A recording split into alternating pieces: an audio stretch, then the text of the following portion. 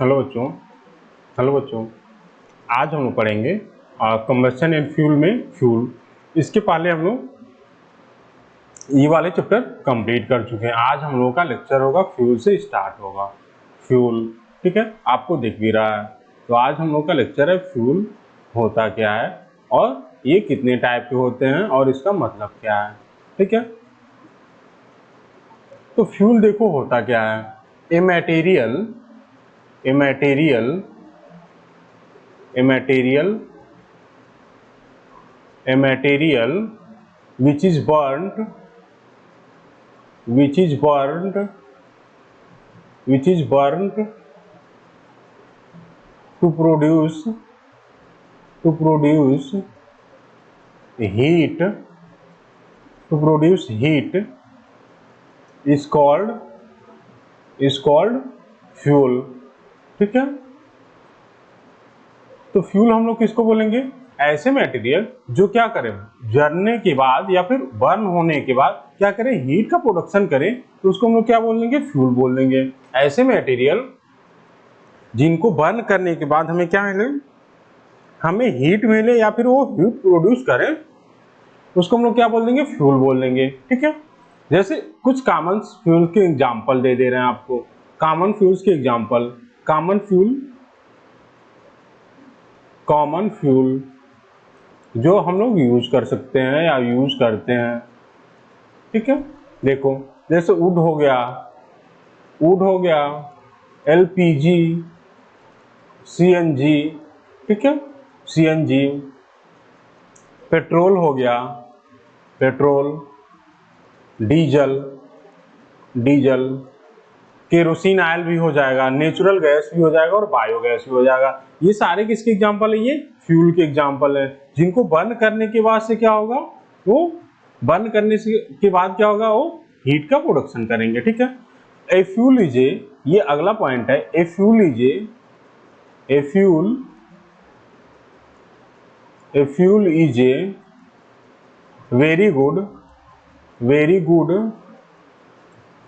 Very good source of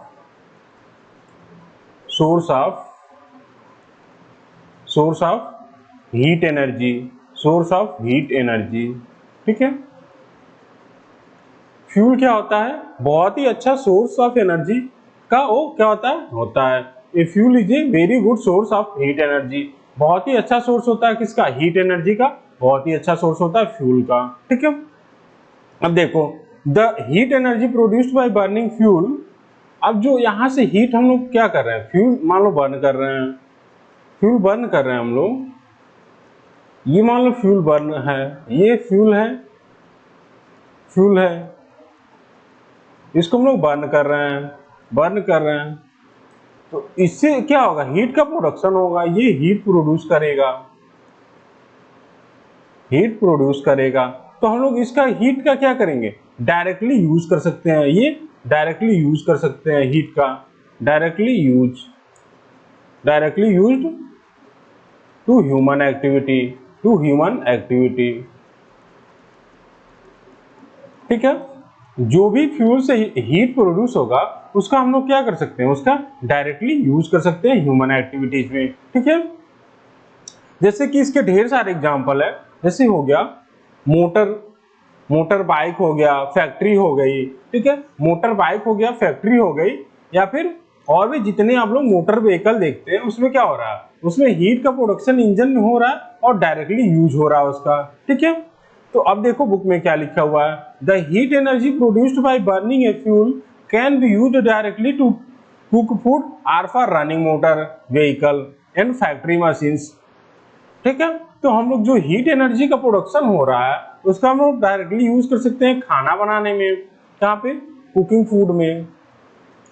directly use में कहाँ हम लोग कर सकते हैं? Cooking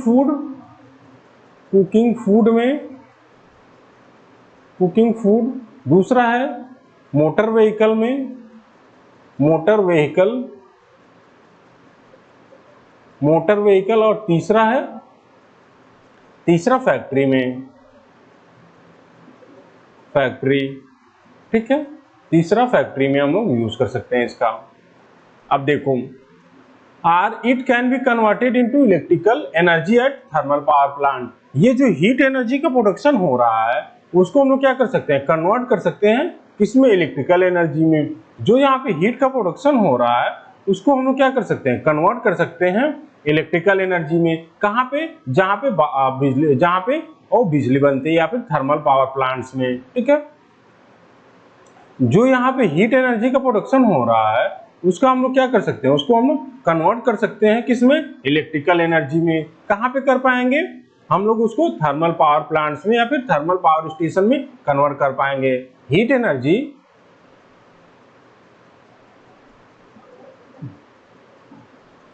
heat energy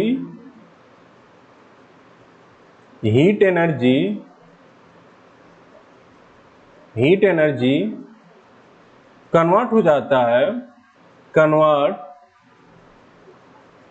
convert into electrical energy, convert into electrical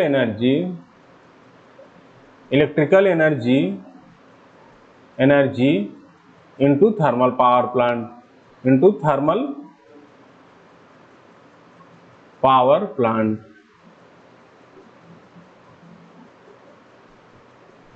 ठीक है, थर्मल पावर प्लांट में क्या होता है, हीट एनर्जी इलेक्ट्रिकल एनर्जी में क्या होता है, कन्वर्ट हो जाता है। ठीक है, अब देखो, अब जो फ्यूल होता है, अब मान लो यहाँ पे हम लोग हीट एनर्जी को इलेक्ट्रिकल एनर्जी में कन्वर्ट कर दिए। उस इलेक्ट्रिकल एनर्जी का क्या करेंगे हम लोग, वेरियस एक्टिविटीज में यूज कर लेंगे। क्या करेंगे, वेरियस एक्टिविटीज में यूज कर पाएंगे। अब देखो, फ्यूल क्या होता है, तीनों ही स्टेट में पाया जाता है। फ्यूल क्या होते हैं, तीनों ही स्टेट में पाए जाते हैं, सॉलिड में भी, लिक्विड में भी और गैस स्टेट में भी फ्यूल पाए जाते हैं। तो देखो कौन कौन से सॉलिड होंगे, कौन कौन से लिक्विड स्टेट में होंगे, ये आपको याद करना पड़ेगा और ये इंपॉर्टेंट भी है। तो सॉलिड फ्यूल हो जाएगा, सॉलिड फ्यूल होगा, वुड हो गया, वुड, कोल, चारकोल है, कोक, ठीक है, और काउडंग, ये आपको याद करने हैं। उसके बाद से लिक्विड स्टेट में कौन कौन से होते हैं इसको देख लीजिए। ठीक है, लिक्विड स्टेट में होता है नेचुरल गैस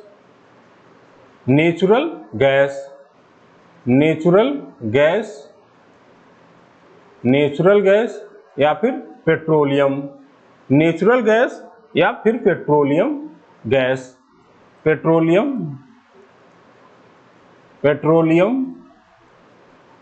गैस।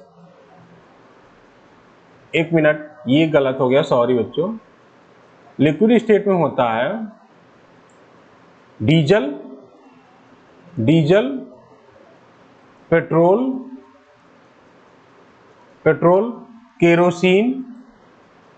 केरोसिन, ठीक है, और एल्कोहल में इथेनॉल हो जाएगा, ये कौन सी स्टेट में होता है, ये लिक्विड स्टेट में होता है। अब देखो गैस स्टेट में कौन कौन से फ्यूल होते हैं, गैस स्टेट में कौन कौन से फ्यूल होंगे, गैस स्टेट, तो गैस स्टेट में हो जाएगा नेचुरल गैस, दूसरा हो जाएगा पेट्रोलियम गैस, दूसरा होगा पेट्रोलियम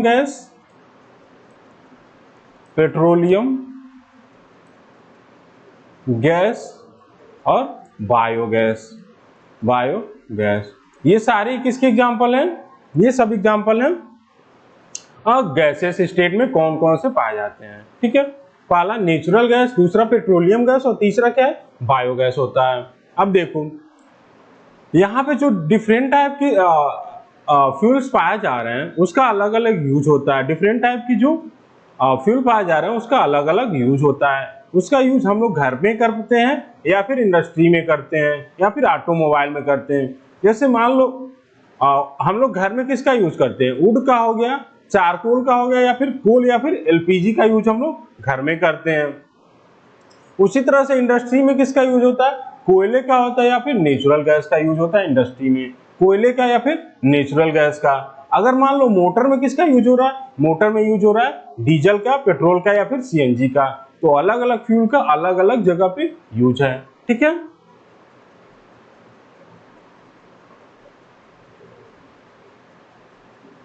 अब देखो फ्यूल इफिशियंसी, ये इंपॉर्टेंट है बहुत ही। फ्यूल इफिशियंसी,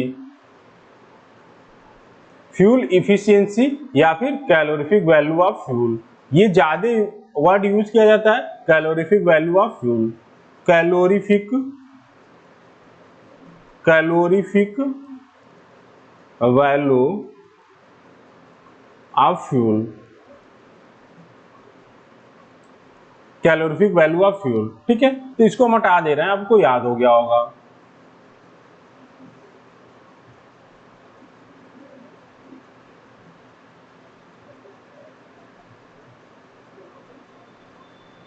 अब देखो कैलोरीफिक वैल्यू क्या होता है। अगर मान लो हम लोग किसी भी फ्यूल को बर्न करते हैं तो आपको पता होगा कि क्या करता है, हीट प्रोड्यूस करता है, हीट प्रोड्यूस करता है। लेकिन ये भी आप लोग को पता होगा कि हम लोग मान लो 3-4 तरह का फ्यूल है, उसको बर्न कर रहे हैं, डिफरेंट टाइप के फ्यूल है। तो सारे फ्यूल एक ही अमाउंट में तो हीट का प्रोडक्शन नहीं करेंगे। सारे फ्यूल क्या एक ही अमाउंट में हीट का प्रोडक्शन करेंगे? नहीं।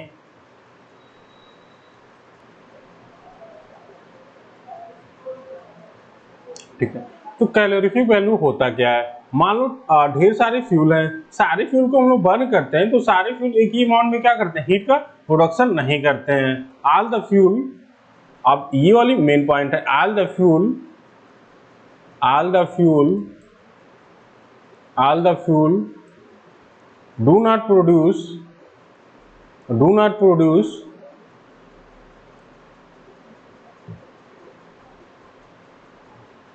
same type of, do not produce same amount of, same amount of heat energy, same amount of heat energy। अगर मान लो हम 1 किलो कोयला ले रहे हैं और 1 किलो डीजल ले रहे हैं, दोनों को बर्न करेंगे तो सेम अमाउंट में हीट का क्या होगा, प्रोडक्शन नहीं होगा। क्या होगा, डिफरेंट अमाउंट में होगा। तो कितना होगा, कितने केजी पे, वही जो बताता है वही क्या बोलता है, फ्यूल इफिशियंसी होता है। डिफरेंट फ्यूल होगा तो क्या करेगा, वो अलग अलग वो अमाउंट का प्रोडक्शन करेगा, अलग अलग हीट का प्रोडक्शन करेगा। कुछ फ्यूल ऐसे होंगे जो ज्यादा हीट का प्रोडक्शन करेंगे, कुछ फ्यूल ऐसे होंगे जो कम का प्रोडक्शन करेंगे। तो इसी को बताने के लिए हमें एक कैलोरीफिक वैल्यू टर्म देना पड़ा।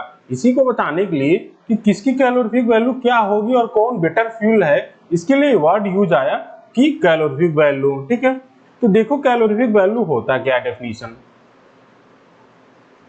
डेफिनेशन हो जाएगा कैलोरीफिक वैल्यू का, the amount, the amount of, the amount of heat, the amount of heat produced, the amount of heat produced by complete, by complete, complete burning,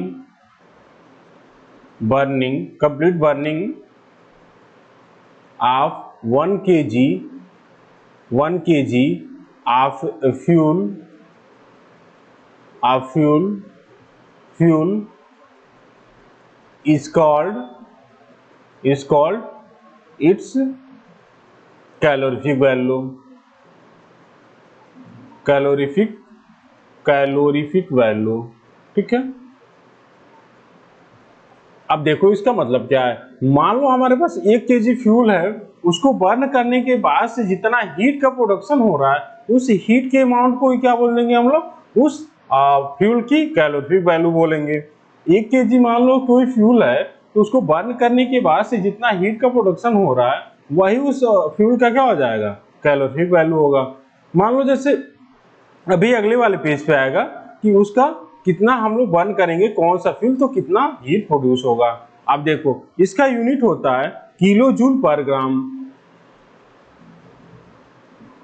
kilo joule unit क्या होता है, unit होगा, unit kilo joule,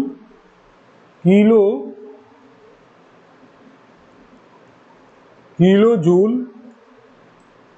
per KG. ठीक है, ये हो गया unit, kilo joule per KG. मतलब 1 kg हम लोग बर्न करेंगे फ्यूल को तो कितना किलो जूल क्या होगा, हीट का प्रोडक्शन हो रहा है। ठीक है, समझ गए। अब जैसे मान लो यहाँ पे दिया हुआ है 1 किलोग्राम केरोसिन अगर हम लोग बर्न कर रहे हैं, 1 kg अगर केरोसिन बर्न कर रहे हैं, केरोसिन बर्न कर रहे हैं, तो ये क्या करता है 45 किलो जूल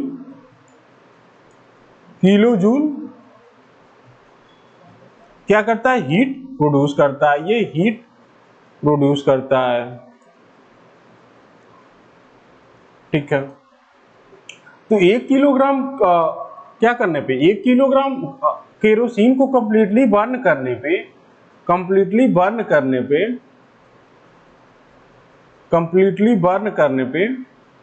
क्या हो रहा है, 45,000 किलो जूल प्रोड्यूस हो रहा है हीट। तो इसलिए यहां से क्या पता चल रहा है कि केरोसिन की कैलोरीफिक वैल्यू क्या हो जाएगी, कैलोरीफिक वैल्यू हो जाएगा उसका 45,000 पर किलोग्राम। ठीक है, अब देखो यहां पे कुछ टेबल दिए हुए हैं, यहां पे टेबल दिया हुआ है कुछ कैलोरीफिक वैल्यू का, तो उसको आपको याद करना पड़ेगा। ठीक है, तो आपको सबसे याद करना पड़ेगा हाईएस्ट कैलोरीफिक वैल्यू किसका होता है, हाईएस्ट कैलोरीफिक वैल्यू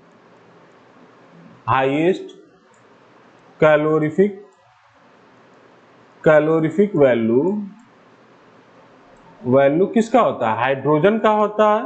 ठीक है, हाइड्रोजन का होता है, हाइड्रोजन गैस बोलेंगे इसको। ठीक है, अब देखो दूसरा याद कर लेना, लोएस्ट किसका होता है, लोएस्ट कैलोरीफिक वैल्यू किसका होता है, काउडंग केक का, मतलब उपले का, काउडंग केक का, काउडंग केक्स का होता है।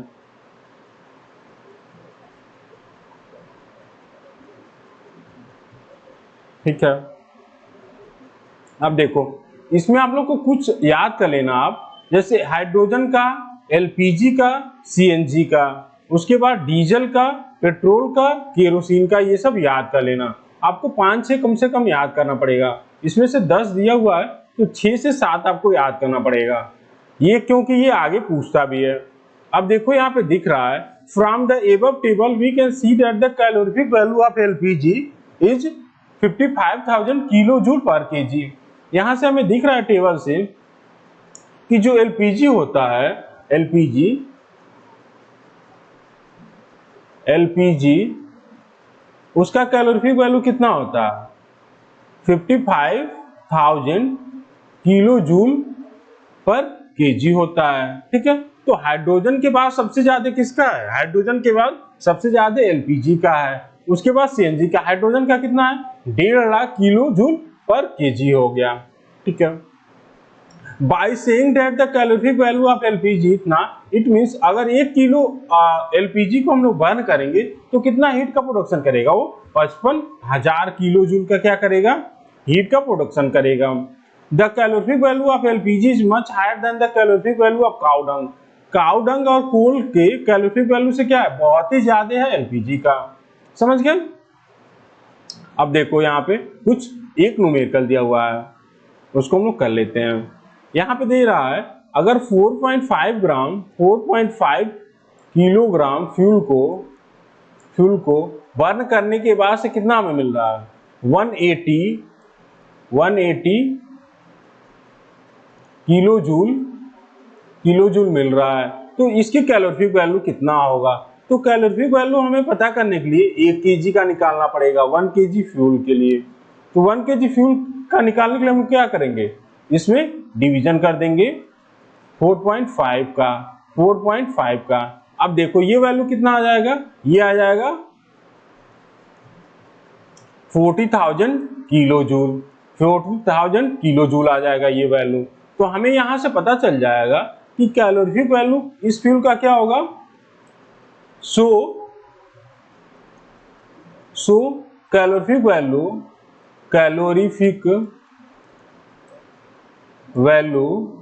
ऑफ द फ्यूल कितना हो जाएगा 40,000 किलो जूल पर केजी। ठीक है, ये आप समझ गए होंगे।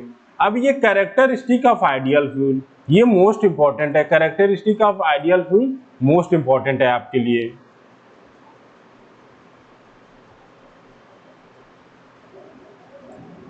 अब देखो, arrange the following in the increasing order of their calorific value. Arrange the following fuels in increasing order of their calorific value. यहाँ पे ढेर सारे फ्यूल दिए हैं 4-5, इसको आपको अरेंज करना है उसकी कैलोरीफिक वैल्यू के इंक्रीजिंग ऑर्डर में। तो सबसे पहले किसका होता है, सबसे ज्यादा आपको पता है हाइड्रोजन गैस का होता है, उसके बाद एलपीजी का होता है। अब कोल, केरोसिन एंड वुड में आपको डिसाइड करना है, तो इन तीनों में किसका होगा, केरोसिन का ज्यादा होगा। वुड और कोल में आपको देखना है किसका होगा, तो कोल का ज्यादा होता है और वुड का कम होता है। तो ये हो गया increasing order of their calorific value. अब आइडियल फ्यूल देख लो। आइडियल फ्यूल हम लोग किसको बोलेंगे,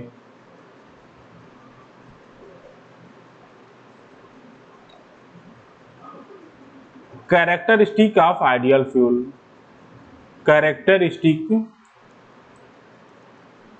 कैरेक्टरिस्टिक ऑफ आइडियल फ्यूल। ठीक है, तो पहला कैरेक्टर है कि it has high calorific value. जो फ्यूल है उसका क्या होना चाहिए, कैलोरीफिक वैल्यू हाई होना चाहिए। मान लो फ्यूल है वो अगर हीट ही नहीं दे रहा है तो वो कौन सा फ्यूल, वो बेकार का फ्यूल हो जाएगा, वो आइडियल फ्यूल नहीं होगा। दूसरा है it Burns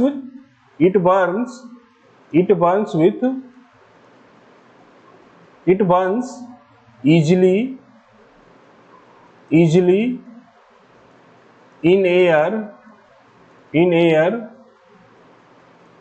at moderate rate।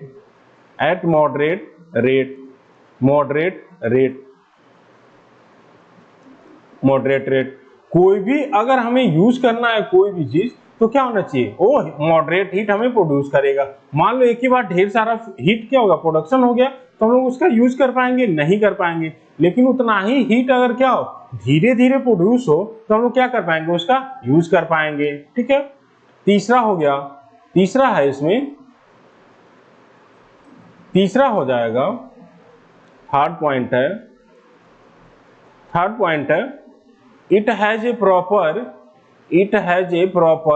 ignition temperature। Proper ignition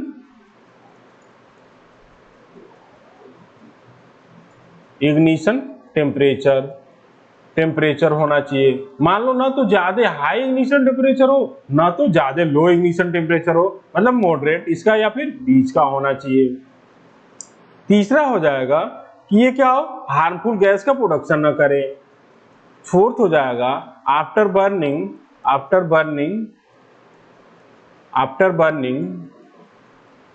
it does not produce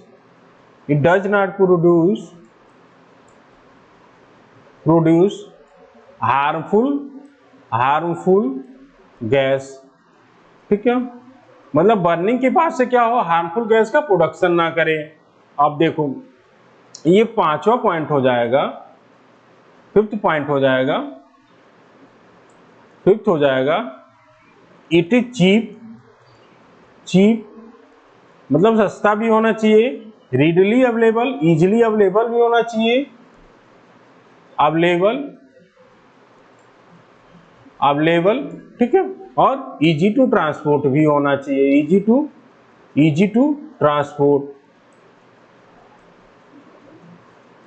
to transport भी होना चाहिए। समझ गए? तो ये हो गया कैरेक्टरिस्टिक ऑफ आइडियल फ्यूल। हालांकि कोई भी आइडियल फ्यूल नहीं होता है, हमें चूज करना पड़ता है कि इसमें से बेस्ट कौन सा है। ठीक है, आइडियल फ्यूल कोई नहीं होता है। समझ गए?